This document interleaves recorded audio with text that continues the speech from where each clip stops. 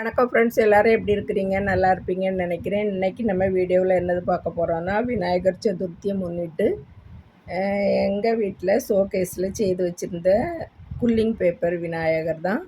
அதை தான் உங்கள் கூட ஷேர் பண்ணணும் அப்படின்னு சொல்லிட்டு எடுத்துகிட்டு வந்திருக்கேன்.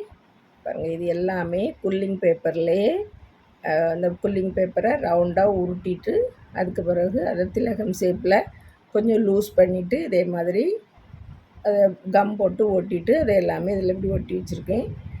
பாருங்கள், எல்லாமே குல்லிங் பேப்பர்லேயே தான் செய்து எடுத்துகிட்டு வந்திருக்கேன். ஒரு கண்பத்திக்கு 4 கை இருந்த மாதிரி இது ஒரு கை, இது ஒரு கை, இந்த பக்கத்தில் இது ஒரு கை.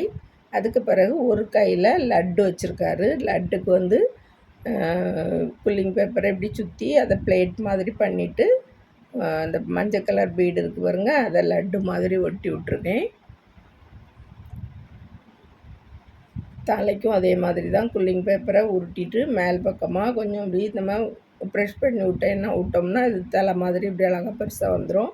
இதில் இப்படி 3 பீஸ் ஒட்டி இருக்கிற மாதிரி ஒரு ஸ்டோனு என்கிட்ட இருந்துச்சு, அதை ஒட்டி வச்சுருக்கேன். நெத்திக்கு திலகம் ஷேப்பில் உள்ள ஸ்டோன் ஒட்டியிருக்கேன். அதே மாதிரி கிரீடத்துக்கும் பாருங்கள், எல்லாமே இந்த குல்லிங் பேப்பர்லேயே தான் செய்துட்டு நடுவில் ஒவ்வொரு ஸ்டோனும் ஒட்டியிருக்கேன், சீக்வன்ஸும் ஒட்டி வச்சுருக்கேன். சீக்வன்ஸ் எல்லாமே நிறைய இருந்தது, அதில் இருந்து எடுத்து ஒட்டியிருக்கேன். அதே மாதிரி இந்த கையில் அவருக்கு ஒரு ஆயுதம் கொடுத்துருக்கு, அதே போல் இந்த கையிலையும் ஒரு ஆயுதம் வச்சுருக்காரு. இதுலேயும் அதே மாதிரி தான் ஒரு சங்கு மாதிரி ஒன்று கொடுத்துருக்கேன்.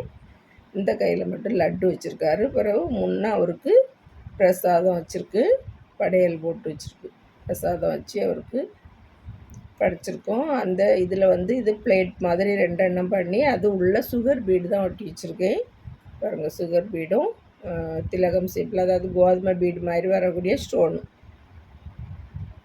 சீக்வன்ஸ் மாதிரியும் இருக்குது, அது ஒட்டியிருக்கேன். அப்புறம் ஒரு மாலை போட்டிருக்கேன் பாருங்கள், உள் பக்கமாக தெரியுதா ஒரு மாலை, பாசிலே கோதுமை பீடில் ஒயிட் கலரில் உள்ள பாசியில் மாலை செய்து போட்டு வச்சுருக்கேன். இதாக இருக்குது. பின்பக்கம் எப்படி இருக்குது பாருங்கள், இது கிரீடம். இந்த கிரீடத்தை இதையும் ஜாயின் பண்ணுறதுக்காக இப்படி அந்த குல்லிங் பேப்பரையே தான் எடுத்து இதே மாதிரி ஒட்டி எடுத்து வச்சுருக்கேன். இது அவருடைய கால் இப்படி வந்து இப்படி வந்திருக்கு. இதில் எல்லாமே பாருங்க சக்கரி ஒட்டியிருக்கேன். இதில் சின்ன சின்ன சக்கரி இருந்துச்சு, அதை காலுக்கு இதில் ஒட்டி வச்சுருக்கேன் கோல்டு கலரில். அதே மாதிரி இதுலேயும் ஒரு சீக்வன்ஸ் தான், இது ஒரு சைஸான சீக்வன்ஸ் ஒட்டியிருக்கேன். கீழே ஸ்டோன் ஒட்டியிருக்கேன், காலுக்கு அடியில் ஸ்டோன். இதில் நடுவில் 2 பெரிய ஸ்டோன் ஒட்டியிருக்கேன். அதே மாதிரி இந்த தாம்பூலத்துலேயும் சைடில் எல்லாமே ஸ்டோன் தான் ஒட்டியிருக்கேன்.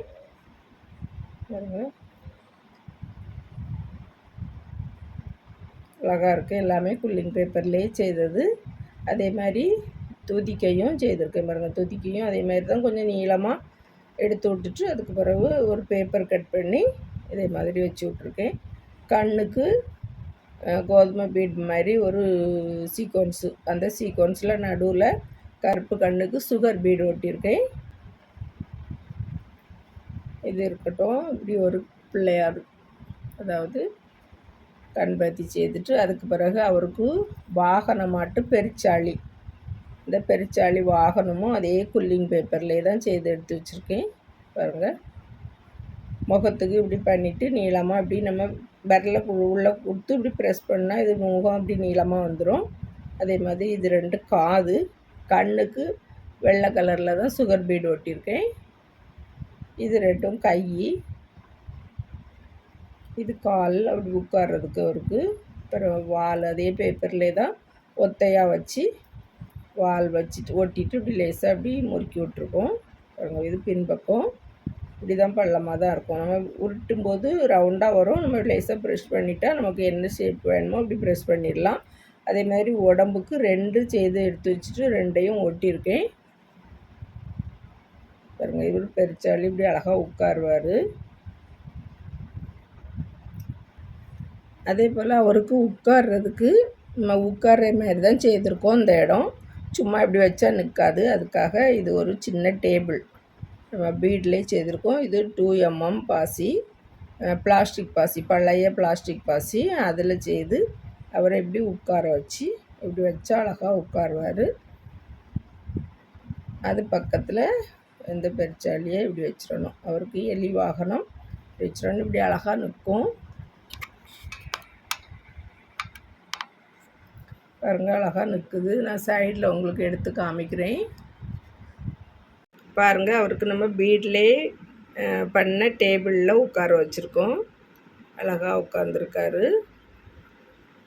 அதே போல் பக்கத்தில் ஒரு பெருச்சாளியும் செய்து வச்சுருக்கோம். பெருச்சாளியும் அழகாக இருக்குது. நான் க்ளோஸ்அப்பில் பக்கத்தில் காமிக்கிறேன். பெருச்சாளி அழகாக உட்காந்துருக்காரு. அவருக்கு மீசையெல்லாம் வச்சுருக்கோம் பாருங்கள். அதுவுமே பேப்பர்லேயே தான் வெட்டி சின்னதாக வச்சுருக்கேன்.